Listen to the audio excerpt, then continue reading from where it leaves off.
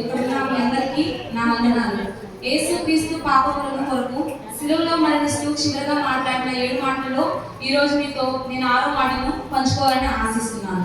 యోహాను రాసిన సువార్త 19వ అధ్యాయం 30వ వచనం. యేసు ఆ చిలుకను పుచ్చుకొని సమాప్తమైనదని చెప్పి తల వంచి ఆత్మను అప్పగించింది. సమాప్తమైనదంటే ఎవరైనా చెప్తారా అండి? సమాప్తమైనదంటే ఎవరైనా చెప్తారా? యేసు చెప్పిన పని, యేసు చెప్పిన ఆజ్ఞ సమాప్తమైనది, కానీ నా బ్రతుకు సమాప్తం కాలేదు. యేసుక్రీస్తు ఏ కార్యాన్ని వల్ల ఈ లోకాన్ని అడుగుపెట్టాడో, ఏ కర్తవ్యం వల్ల ఈ భూమి మీదకి అడుగుపెట్టాడో ఆ పని ఆ కార్యం సమాప్తమైనది. యేసుక్రీస్తు చెప్తున్న మాట సమాప్తమైనది. ప్రియులారా, 2 విషయాలు గమనించుకోవచ్చు. అదే యోహాను రాసిన సువార్త 17వ అధ్యాయం 4వ వచనంలో, చేయుటకు నీవు నాకు ఇచ్చిన పని నేను సంపూర్ణంగా నెరవేర్చి భూమి మీద నిన్ను మహిమపరిచితిని. ఆమేన్. చేయుటకు నీవు నాకు ఇచ్చిన పని, నీవు అంటే పరలోకంలో ఉన్న నా తండ్రి నాకు అప్పగించిన పని నేను సంపూర్ణంగా సంతోషంగా నెరవేర్చితిని. భూమి మీద నిన్ను అంటే నా దేవుణ్ణి మహిమపరిచితిని. హల్లెలూయా. ఎవరైనా చెప్తారంటే అంత సంతోషంగా భూమి మీద ఉండి దేవుడికి అప్పగించిన పని ఇంత సంతోషంగా చేయాలని ఎవరైనా చెప్తారా? మనలో ఉన్న వాళ్ళు ఎవరు చెప్పలేరు. పరలోకంలో నా తండ్రి ఎన్నో పనులు దేవుడికి అప్పగించారు. దాంట్లో ఫస్ట్ సువార్త ప్రకటన ఒకటి. మార్కు సువార్త 1వ అధ్యాయం 38వ వచనం.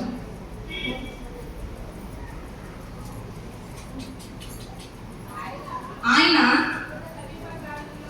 ఇతర సమీప గ్రామంలోనున్న నేను ప్రకటించినట్లు వెళ్లుదాము రండి, ఇందు నిమిత్తమే కదా నేను బయలుదేరి వచ్చుతానని వారితో చెప్పాను. అంటే అది ఎవరి పని? యేసుక్రీస్తు గారి పని. ఎవరు అప్పగించిన పని? పరలోకంలో ఉన్న నా తండ్రి యేసుక్రీస్తు గారికి అప్పగించిన పని. దేవుడు అప్పగించిన పనిని యేసుక్రీస్తు గారు ఎలా చేశాడండి? సంపూర్ణంగా సంతోషంగా నెరవేర్చాడు. అదే యోహాను రాసిన సువార్త 10వ అధ్యాయం 17వ వచనంలో, నేను దాన్ని మరలా తీసుకున్నట్లు నా ప్రాణం పెట్టుచున్నాను, ఇందువలనే నా తండ్రి నన్ను ప్రేమించుచున్నాడు. ఎవడనూ నా ప్రాణము తీసుకొనడు, నా అంతటా నేనే దాన్ని పెట్టుచున్నాను. దాన్ని పెట్టుటకు నాకు అధికారం కలదు, దాన్ని తీసుకొనడం నా తండ్రి వలన ఈ ఆజ్ఞ పొందుతున్నాను. సమాప్తం అనేది ఎందుకన్నాడంటే, దేవుడు ఎన్నో ఆజ్ఞలను యేసుక్రీస్తు గారికి అప్పగించాడు. దాంట్లో నెంబర్ 1 నీ ప్రాణం పెట్టాలి. సువార్త ప్రకటన ఇతర పట్టణాల్లో ప్రకటించాలి. అలాగే నేను నీకు అప్పగించిన ప్రతి పనిని బాధ్యతగా నెరవేర్చాలి. లేఖనాలన్నీ నీ యందు నెరవేర్చబడాలి. ఏదైతే నీ గురించి పరిశుద్ధ గ్రంథంలో రాయబడినదో అది సంపూర్ణంగా విజయం సాధించాలి. అప్పటి వరకు నువ్వు భూమి మీదే ఉండాలి. అందుకే యేసుక్రీస్తు గారు అన్నాడు, నా జీవితంలో నాకు ఇష్టం కోసం నేను భూమి మీదకి రాలేదు, నన్ను పంపిన వాని చిత్తం నెరవేర్చడము పరలోకం నుండి దిగి వచ్చనని ఎంతో స్పష్టంగా ప్రభు చెప్పాడు. అందుకే ఆయన ఈ మాట మాట్లాడుతున్నాడు. సమాప్తమైనదని అంటే నా బ్రతుకు సమాప్తమైనది కానే కాదండి. నీ కొరకు నా కొరకు ఆయన అప్పగించిన ప్రతి పనిని సమాప్తం చేశాడు. నీలాగా నాలాగా మాటలు మార్చే దేవుడు అయితే కాదు మన దేవుడు. భూమి మీదకి వచ్చింది దేనికంటే మన తండ్రి అప్పగించిన పనిని అన్నిటిని చేసుకొని వెళ్ళిపోవడానికి, ప్రతి పని కంప్లీట్ గా చేసుకొని వెళ్ళిపోవడానికి. నువ్వు ఇది పని చేయలేదు, యేసుక్రీస్తు నువ్వు ఈ పని చేయలేదు అని దేవుడు అసలు అనలేదు. ఆయన ఎన్నో బాధ్యతల నుండి తండ్రి అప్పగించిన పనిని కొంచెం కూడా వదలకుండా సంపూర్ణంగా సంతోషంగా దేవుడికి అప్పగించాడు. ఓ పక్కన సాతాను శోధన, మరో పక్కన శాస్త్ర పరిశీలన, సూటి పోటీ మాటలు, పగలంతా పని చేస్తూ రాత్రంతా ప్రార్థిస్తూ మనందరితో గడుపుతూ తండ్రి అప్పగించిన పని పిన్ టు పిన్ ఆయనకి అంతే అప్పగించాడు. ఏ పని వదులుకోబెట్టలేదు. అన్ని లేఖనాలు ఆయన యందు నెరవేర్చబడ్డాయి. అందుకే చిట్ట చివరిగా మాట్లాడుతున్నాడు, సమాప్తం తండ్రి అని. ఏ తండ్రి ఎంత సంతోషంగా ఉండేదండి. ఇప్పుడు మన పిల్లలు మన మాట వింటున్నారంటే ఎంత సంతోషంగా ఉంటుంది. అలాగే మన పిల్లలు మన కాలేజ్ ఫస్ట్ కానీ స్కూల్ ఫస్ట్ కానీ వచ్చామంటే మనకి ఎంత సంతోషంగా ఉంటుంది. అంతే దేవుడు యేసుక్రీస్తు గారికి అప్పగించిన పని ఎంతో సంతోషంగా దేవుడికి అంతే అప్పగించాడు. అసలు ఆయన పని అంటే దేవుడు మనం ఏదైనా పని చెప్తే మనం అస్సలు చేయలేం కదా. మన అమ్మ మనం ఏదైనా పని చెప్తే మనం చేస్తామా? అసలు మనం పని చేయం. మనం ఎవరిని పట్టించుకోకూడదు. ముందుగా చేద్దాంలే అన్నట్టే మనం ఉంటాం. అసలు మనం దేవుడి పని అంటేనే పట్టించుకోం. ఫిలిప్పు 2:21 రాసింది, అందరూ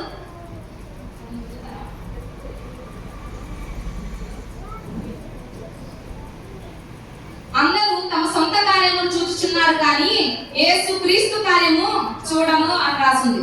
ఏంటండి, అందరూ తమ సొంత కార్యములు చూచుచున్నారు అంటే దేవుడి పని ఎవరైనా చూస్తారా? చూడరు. మన సొంత కార్యాలే మనం చూసుకుంటాం. దేవుడి పని అంటే మనకు చెడ్డ చిరాకు. అబ్బా దేవుడి వాక్యం వినాలంటే అమ్మ ప్రార్థన అయిపోయిన టయానికి వెళ్ళొచ్చులే, నేనన్న టయానికి వెళ్ళొచ్చులే, పాటలు పాడిన తర్వాత వెళ్ళొచ్చులే, లేదా ఆరాధన అయిపోయిన తర్వాత వెళ్ళొచ్చులే అని మాటలు అనుకుంటాం. కానీ ఏ రోజైనా దేవుడి సన్నిధికి ఫస్ట్ వద్దామని ఎవరికైనా ఉందా? ఎవరికి లేదు. దేవుడు వాక్యం విందామని ఎవరికైనా ఉందా? ఎవరికి లేదు. ఈ రోజు బైబిల్ ఓపెన్ చేసామంటే మరలా ఆదివారం వచ్చేవరకు ఆ బైబిల్ తెరవం. ఎవరైనా తెలుస్తానండి?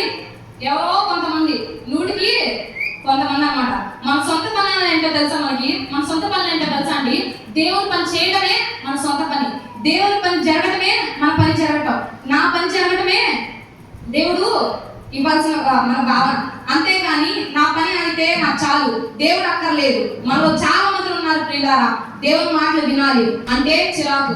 దేవుడి మాటలు ఎవరైనా రోడ్డు మీద వచ్చి చెప్పే వాళ్ళు ఉంటారు కదా, అలా వినాలంటే మనకి ఎంత చెడ్డ చిరాకు అండి. వస్తున్నావు, నాకు ఇంట్లో పని, నా ఇంట్లో పని అవ్వలేదు. సరే నువ్వు వినవు, నీ కోళ్ళు కూర్చుంది, నీ మనవరాలు కూర్చుంది, కూర్చున్నా కానీ నువ్వు వెళ్ళివు. ఎందుకు వెళ్ళివు అంటే దేవుడు మాటలు అంటేనే మాకు చిరాకు. నా పిల్ల నా మనవరాలు కూడా వినకూడదు. నేను వెళ్ళలేదు, నా పిల్ల నా మనవరాలు కూడా ఆ మాటలు వినడానికి వీలే లేదు. దేవుడి పనులు అంటే చెడ్డ చిరాకు. దేవుడి పనులు చేసే వాళ్ళని చెడగొడుతూనే ఉంటాము. దేవుడి పనులన్నీ తప్పించుకోవడానికి తిరుగు వాళ్ళు ధన్యులు సుమా అన్నట్టుంది చాలా మంది ప్రవర్తన. మన యేసుక్రీస్తు గారు అలా కాదండి. మన అందరి కోసం పని చేస్తున్నాడు, మన అందరి కోసం భూమి మీదకి వచ్చాడు, మన పాపాల వల్ల సిలువ వేయబడ్డాడు. అందుకే యేసుక్రీస్తు గారు చెప్తున్న మాట సమాప్తమైనది.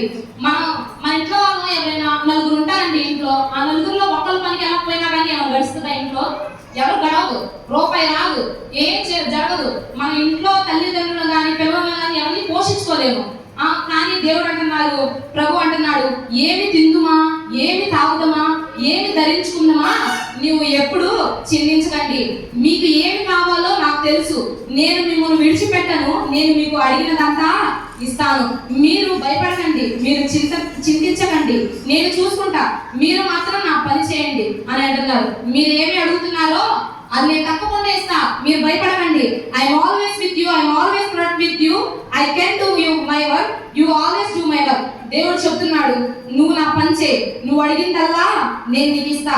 ఖచ్చితంగా ఇస్తాడని మన దేవుడు. మనం అబద్ధాలు చెప్పి మనం ఎవరైనా పని చేస్తున్నామంటే నేను చేయకుండా తప్పించుకుంటా ఉంటాం కదా, అలా తప్పించుకునే దేవుడు అయితే కాదు మన దేవుడు. ఖచ్చితంగా నీ పని, నువ్వు దేవుడి దగ్గరికి వస్తే నువ్వు కాచిన కన్నీరికి ఏ వృధా అవ్వకుండా దేవుడు నీ పని కంపల్సరీగా చేస్తాడు. కానీ మనం దేవుడు పని అంటే చాలు సాగులు, దేవుడికి చర్చికి వచ్చి ఓడవాలంటే నొప్పులు, మనం దేవుడు వాక్యం వినాలంటే నడుము నొప్పులు, మనం దేవుడు పాటలు పాడాలంటే వాళ్ళు పాడతారులే, మనం దేవుడు వాక్యాలు చదవాలంటే వాళ్ళు చదువుతారులే, వాళ్ళు ఉన్నారుగా ముందర వీళ్ళు చూసుకుంటారులే. ఆ మాటలు మనకు వస్తాయి. దేవుడి పనికి మన ముందుకు ఎవరు రాము. ప్రియులారా, ఎంతో మంది ఎంతో కష్టం చేస్తున్న డబ్బు కూడా వృధా అయిపోయి ఉంది. ఒక మనిషి ఎంతో కష్టపడ్డాడండి, ఎంతో కష్టపడి రూపాయి దాచుకుంటూ వచ్చాడు. దాచుకుంటూ వచ్చి దేవుడు అంటే భక్తి లేదు కానీ డబ్బులు దాచుకుంటూనే వచ్చాడు. దేవుడు దాచుకుంటూ వచ్చి లాస్ట్ కి ఏదో ప్రమాదం వల్ల చనిపోయాడు. ఆయన ఏదో ప్రమాదం వల్ల ఒక చిన్న యాక్సిడెంట్ అయ్యి చనిపోయాడు. చనిపోయిన తర్వాత ఆ డబ్బులు ఎక్కడ ఉన్నాయో ఇంట్లో కుటుంబంలో ఉన్న ఎవరికి తెలీదు, పిల్లలకి తెలీదు, ఇంకెవరికి పిల్లలకి తెలీదు, ఎవరికి తెలీదు, ఆ డబ్బులు ఎక్కడ ఉన్నాయో తెలీదు. కానీ దేవుడు అంటున్నాడు, నా దగ్గరకు నువ్వు వచ్చి కన్నీరు కాల్స్తే నేను దాన్ని వ్యర్థం కానివ్వను. వాళ్ళు పడిన కష్టాన్ని, వాళ్ళు పడిన శ్రమ బుడదలో పోసిన పన్నీరు అయిపోయింది. కానీ దేవుడు మీరు నా దగ్గరకు వచ్చి కాచిన కన్నీరు నేను ప్రయాసం కానివ్వను, వ్యర్థం కానివ్వను. హల్లెలూయా. అందుకే ప్రభు చెప్తున్నాడు, తండ్రి నువ్వు నాకు అప్పగించిన పని సమాప్తం ప్రభు అని. ప్రియ సహోదరి సహోదరులారా, మన అందరి కోసం ప్రభు అయిన యేసుక్రీస్తు పాపములను సమాప్తం కొట్టివేశాడు. ఇప్పుడు నువ్వు ఒక నూతన వ్యక్తివి. అంతేగాని ఒక పనికిమాల బ్రతుకు బతికి, ఒక నీచమైన బ్రతుకు బతికి నేను బతకలేదు. నేను అందరూ ద్వేషిస్తున్నారు, నన్ను ఎవరు ప్రేమించట్లేదు, నన్ను వీళ్ళు పట్టించుకోవట్లేదు, నన్ను వాళ్ళు పట్టించుకోవట్లేదు అంటే ఎలా? నువ్వు బ్రతకాలి. నీకు నాకు ఒక టాస్క్ ఉందండి, ఆ టాస్క్ కంప్లీట్ చేయాలి. నువ్వు దేవుల్లో బతకాలి, దేవునితోనే బతకాలి. ఆ దేవునితోనే బ్రతికినప్పుడే నీ పని నీ సమాప్తం అయింది. మధ్యలో పనికిమాల పనులు చేసి డైరెక్ట్ పనికి మనం పనులు చేస్తా ఉంటాం, డైరెక్ట్ నరకానికే మనం అక్కడికి వెళ్ళాం, ఇంకా డైరెక్ట్ నరకానికే వెళ్ళిపోతాం. దేవుడు దగ్గరికి వెళ్ళినప్పుడు ప్రభు ఏ రోజు మనల్ని దూరం పెట్టలేదు, మనల్ని దగ్గరికి తీసుకుంటానే ఉన్నాడు. దేవుడు యేసు పలికిన సమాప్తమైనది అనే 6వ మాట శిలువ చెంతనున్న ప్రజాకానులను తండ్రి అయిన దేవునికి తెలియజేసుకున్నాడు. ఏది సమాప్తమైనదండి? ఆత్మల రక్షణ కార్యం సంపూర్ణం చేసి దేవుని చిత్తము నెరవేర్చుటకు సమాప్తమైనది. తను తాను శిలువ మీద పాప పరిహారము బలిగా అర్పించుకొని బలులు దహన బలులుగా అర్పించుటకు సమాప్తమైనది. దేవుని నామమున మనుషులకు ప్రత్యక్షపరిచి తండ్రి తనకి ఇచ్చిన పనిని సంపూర్ణంగా నెరవేర్చుటకు సమాప్తమైనది. తను చేయవలసిన ఇహలోక పరిచర్యలు ముగించబడినది.